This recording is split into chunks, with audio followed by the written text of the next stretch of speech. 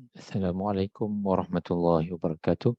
Alhamdulillahi alamin. Wassalatu wassalamu ala asyrafil anbiya'i wal mursalin wa ala alihi wa sahbihi ajma'in. Allahumma alimna ma yanfa'una wanfa'na bima 'allamtana rabbana zidna ilma.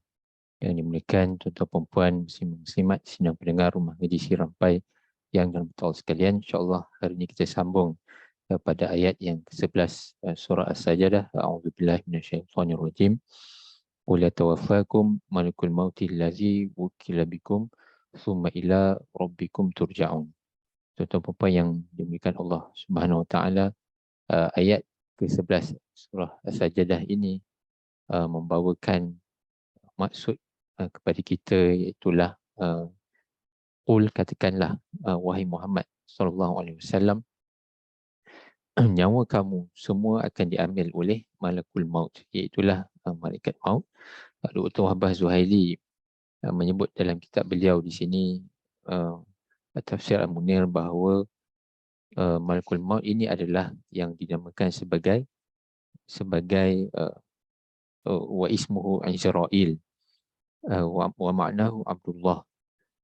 Jadi yatasarrafu kulla tasarrufihi bi amrillah ta'ala, dan dinamakan malakul maut ini. Malakul maut ini adalah nama rasmi yang tertulis dalam Al-Quran, dan namanya dipanggil sebagai Israel, walaupun perkataan Israel ini tidak disebutkan di dalam Al-Quran, namun itulah nama yang dikenali oleh semua, dan ia bermaksud Abdullah, iaitu hamba Allah yang melaksanakan segala perbuatan ataupun tindakan yang diperintahkan oleh Allah Subhanahu Wa Taala.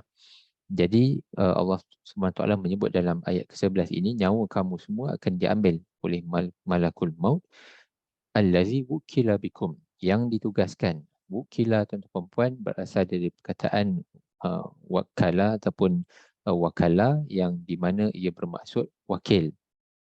Maksud wakil di sini, tuan-tuan puan, adalah Dr. Wahbah Zuhaili menyebut dalam kitab beliau ini bahawa malakul maut al-muwakkal, yang diwakilkan biqabdil arwah, untuk mencabut nyawa, yaqbidu arwahakum fil waqtil muhaddad lintihai'il ajal. Malakul maut ini mengambil nyawa, menarik roh-roh daripada jasad kita semua pada waktu yang ditentukan untuk menamatkan nyawa kita. Jadi malakul maut ini adalah malaikat yang bersifat sangat cermat dan sangat objektif tindak tanduknya, memenuhi jadualnya seperti mana yang telah ditetapkan oleh Allah Subhanahu Wa Taala. Dan hakikatnya, tuan-tuan perempuan, bahawa malakul maut ini bukanlah yang berkuasa mencabut nyawa, malah ia adalah daripada perintah Allah Subhanahu Wa Taala. Jadi Dr. Wahbah menyebut lagi dalam kitab beliau, wal malak wasitatun wa wakilun, dan malakul maut ini adalah bersifat ataupun mengambil lokus standi ataupun peranan sebagai wakil, dan juga medium bagi Allah SWT mencabut nyawa. Bukanlah bermaksud Allah SWT itu tidak berkuasa, malahan ia menunjukkan bahawa Allah SWT itu sangat berkuasa. Allah SWT boleh sahaja untuk mencabut nyawa sesiapa, mana-mana makhluk pada bila-bila masa, namun untuk menunjukkan lebih lagi kekuasaan Allah SWT, Allah SWT menciptakan malaikat dengan pelbagai peranan, dengan pelbagai tugasan, di mana Allah SWT koordinat dan mengaturkan segala tindak tanduk para malaikat untuk melaksanakan secara sistematik perjalanan alam ini, sama ada dunia ini, akhirat dan sebagainya. Jadi summa ila rabbikum turja'un, kemudian kamu dikembalikan kepada Tuhan kamu, iaitu Allah Subhanahu Wa Taala.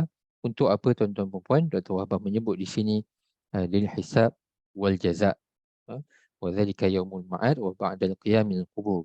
selepas daripada kita meninggal dan kita dikebumikan, dan apabila tiba hari kiamat nanti, maka kita akan dibangkitkan semula daripada kubur untuk dihisap atas segala perbuatan kita. Dan peranan malakul maut di sini adalah untuk memastikan bahawa semua orang merasai mati dan semua orang akan dihisap. Fayujazil muhsin bi ihsanihi wal musyi bi isaatihi. Dan orang-orang yang berbuat baik akan dibalas dengan kebaikan mereka, dan orang-orang yang berbuat tidak baik, yang zalim, yang jahat, yang kufur akan dibalas berdasarkan kejahatan ataupun keburukan mereka. Dan ini adalah satu bentuk kewajipan yang perlu berlaku untuk memastikan bahawa semua manusia dihisap dan diadili dengan sebetul-betulnya di akhirat, sebab ada manusia yang terlepas di dunia ataupun membuat kebaikan tapi tidak dapat balasan kebaikan, membuat keburukan tapi malah bertambah kaya, bertambah berkuasa dan sebagainya. Jadi hari akhirat adalah untuk memberi pembalasan yang setimpal sesuai dengan keadilan Allah Subhanahu Wa Taala. Tuan-tuan dan puan yang dirahmati Allah sekalian, apabila kita mengambil ibrah daripada peranan malakul maut ini, di mana malakul maut ini melaksanakan tugasan dengan tepat, cermat, objektif, tidak ada hard feeling, tidak ada orang ni perlu dicabut dengan cara begini, orang ni perlu dicabut nyawanya dengan cara begini. Jadi tidak begitu, sangat objektif berdasarkan apa yang telah ditetapkan oleh Allah Subhanahu Wa Taala. Begitulah peranan malakul maut ini apabila mencabut nyawa Nabi SAW, juga dengan perintah Allah SWT dalam keadaan ataupun mekanisme yang telah ditetapkan oleh Allah Subhanahu Wa Taala.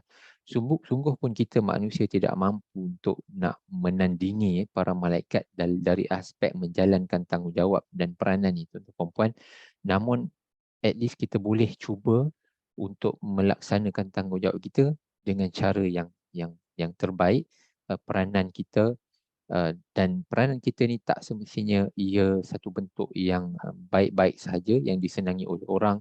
Kadang-kadang peranan kita tu ada peranan kita yang baik namun tidak disenangi oleh orang.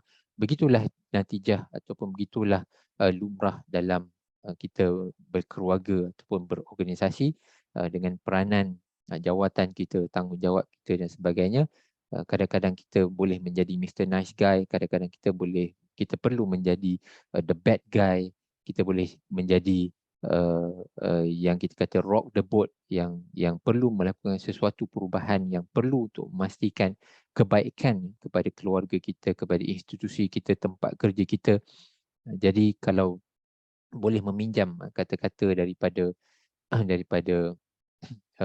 bidang management yang mengatakan bahawa kita mestilah break whatever that is intact. Apa sahaja yang elok hendaklah kita pecahkan. Untuk kadang-kadang ia perlu untuk memastikan satu organisasi itu sentiasa bergerak ke depan, dan kadang-kadang perkara yang dibuat dalam satu organisasi itu tidaklah popular.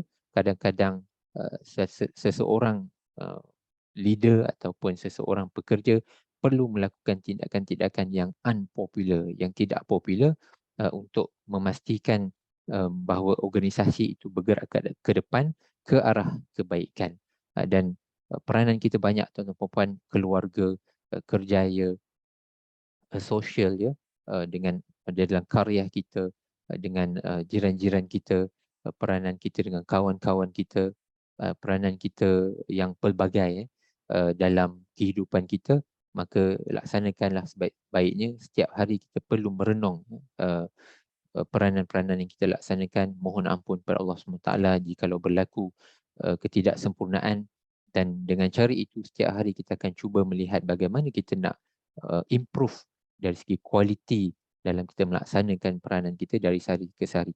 Tak boleh untuk nak menandingi kualiti yang sebagaimana para malaikat perform untuk melaksanakan perintah Allah SWT, namun sekurang-kurangnya usaha kita sentiasa ada untuk memperbaiki peranan kita dari masa ke semasa, supaya kualiti dan kebaikan dapat dicapai daripada peranan yang kita tunaikan. Saya sudahi setakat itu tuan-tuan dan puan, mudah-mudahan bermanfaat untuk kita.